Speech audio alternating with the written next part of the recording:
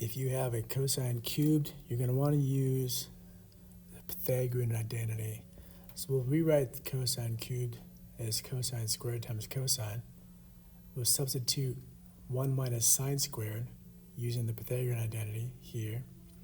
And then it's just a good old u substitution. Let u equal sine of x over 2. And then du is 1/2 cosine of x over 2 dx. Multiply by 2 to get rid of the 1/2. So 2 du is cosine of x over 2 dx. So for this part of the integrand, we can make a substitution of 2 du, and that will cover all of that.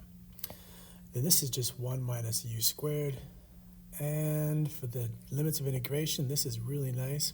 If x is going from 0 to infinity, then u is going from sine of 0 over 2, which is sine of 0, which is 0, up to u equals, well, this is x equals pi. So as x approaches pi, u is approaching sine of pi over 2, which is 1. So this definite integral boils down really quickly to 2 times the definite integral from 0 to 1 of 1 minus u squared du. And you can carry it on from there if you like.